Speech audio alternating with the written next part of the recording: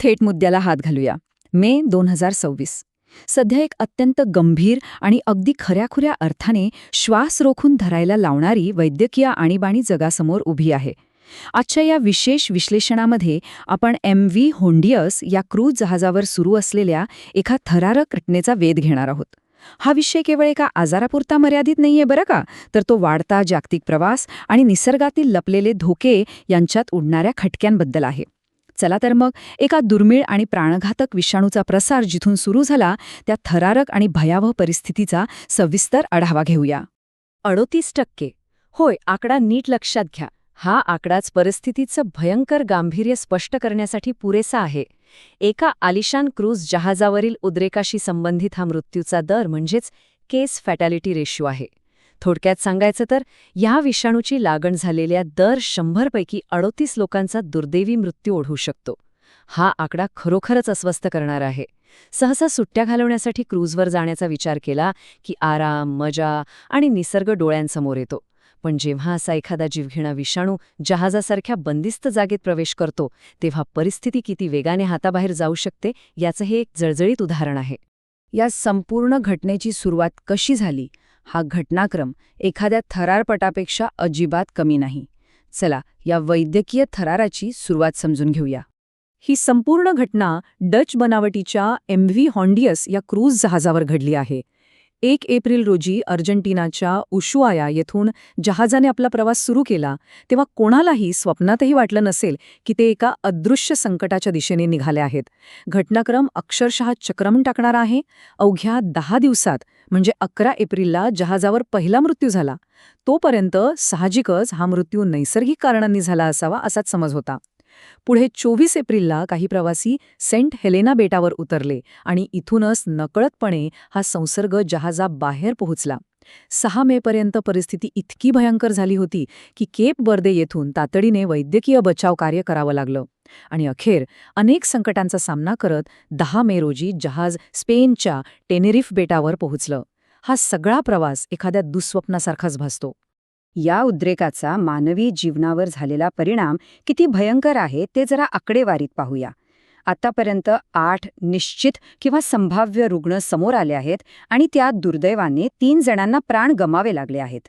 जहाजावरील तब्बल 147 प्रवासी आणि कर्मचारी विलगीकरणात आहेत. परिस्थितीचं गांभीर्य पहा.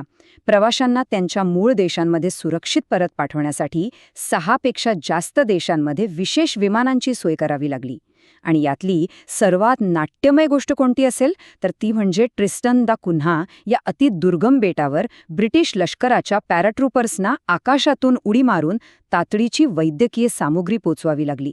यावरून हे संकट किती मोठं आणि गुंतागुंतीचं आहे याची आपल्याला कल्पना येते. आता सर्वात महत्त्वाचा प्रश्न, या सगळ्या हाहाकारामागे नक्की आहे तरी कोण? तर त्या जैविक शत्रूचं नाव आहे अँडीज व्हायरस. हंटा व्हायरस कुटुंबातील हा विषाणू अतिशय वेगळा आणि घातक का आहे हे समजून घेणं गरजेचं आहे.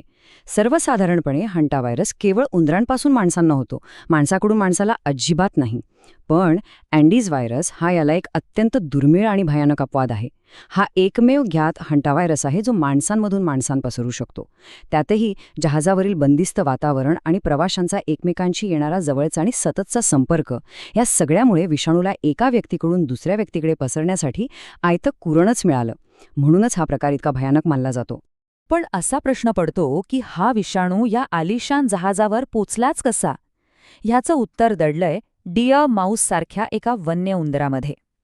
झालं असं की ह्या उद्रेकाचा जो पहिला रुग्ण होता तो एक डच पर्यटक होता.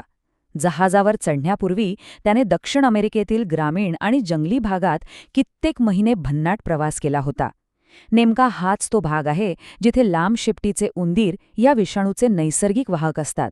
साहजिकच या ग्रामीण प्रवासादरम्यान कुठेतरी उंदरांच्या विष्ठेच्या किंवा मूत्राच्या संपर्कात आल्याने ह्या पर्यटकाला संसर्ग झाला असावा असं तपासात स्पष्ट होत आहे. बरं, जहाजावर डॉक्टर असतानाही हे प्रकरण इतकं हाताबाहेर का गेलं? इथेच खरं वैद्यकीय आव्हान आणि निदानातील पेचप्रसंग उभा राहतो. या आजाराचा सगळ्यात मोठा धोका म्हणजे याची सुरुवातीची फसवी लक्षणं. पहिल्या 1 ते 4 दिवसांत काय होतं तर साधा ताप, थकवा, अंगदुखी आणि मळमळ. अगदी हुबेहूब आपल्या नेहमीच्या फ्लूसारखीच लक्षणं. सुरुवातीला कुठल्याही डॉक्टरला हा साधा सर्दी तापच वाटेल. पण खरी भयानक वेळ 4 ते 10 दिवसांनंतर सुरू होते. अचानक रुग्णाला श्वास घ्यायला प्रचंड त्रास होऊ लागतो आणि फुफ्फुसांमध्ये वेगाने पाणी भरू लागतं. या जीवघेण्या स्थितीला हंटावायरस पल्मनरी सिंड्रोम म्हणतात. तोपर्यंत विषाणूने शरीरावर पूर्ण ताबा मिळवलेला असतो आणि प्रकृती अचानक गंभीर वळण घेते. आणि यातली सर्वात अस्वस्थ करणारी गोष्ट कोणती असेल तर ती म्हणजे वैद्यकीय उपचार. आजच्या घडीला या विषाणूवर मात करण्यासाठी एकही मान्यताप्राप्त अँटीव्हायरल औषध नाहीये. हे वास्तव खरोखरच कठोर आहे. सध्या सर्व काही केवळ आधारभूत वैद्यकीय सेवेवर म्हणजेच सपोर्टिव्ह केअरवर अवलंबून असतं.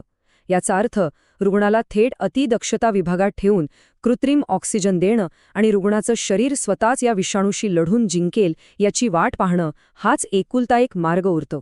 हे सगळं ऐकल्यावर साहजिकच एक प्रश्न मनात येतो, जर हा विषाणू इतका प्राणघातक आहे तर लस निर्मितीमध्ये इतका वेळ का लागतोय?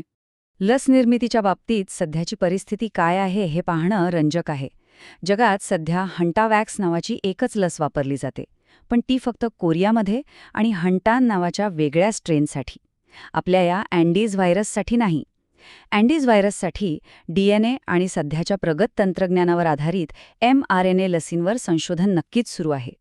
या लसी अतिशय आशादायी वाटत असल्या तरी त्या अजूनही पहिल्या टप्प्यातील मानवी चाचण्या किंवा केवळ प्राण्यांवरील प्रयोगांपर्यंतच अडकून आहेत. मग या प्रगत संशोधनाला ब्रेक का लागतोय? अनेक दशकांपासून हे काम का रेंगाळलंय? खरं तर यामागे काही अतिशय व्यावहारिक आणि आर्थिक अडचणी आहेत. मुख्य अडचण म्हणजे या लसींसाठी असलेली अत्यंत मर्यादित व्यावसायिक बाजारपेठ आणि सरकारी निधीचा अभाव. औषध कंपन्यांना यात व्यावसायिक फायदा दिसत नाही. दुसरं म्हणजे हंटाव्हायरसचे इतके वेगवेगळे प्रकार आहेत की एका प्रकारावर चालणारी लस दुसऱ्यावर चालेलच असं नाही. आणि सगळ्यात मोठी गोची म्हणजे दरवर्षी जगभरात या आजाराची इतकी कमी रुग्ण आढळतात की फेज 3च्या मोठ्या मानवी चाचण्या घेणं जवळपास अशक्यच होऊन बसतं. पण समजा MV होंडियसवर घडल्याप्रमाणे हा उद्रेक जगभर वेगाने वाढलाच तर काय? अशावेळी सगळेच मार्ग बंद नसतात. नियामक यंत्रणांकडे इमर्जन्सी यूज ऑथरायझेशन EUA किंवा FDAचा ॲनिमल रूल असे काही आपत्कालीन मार्ग आहेत.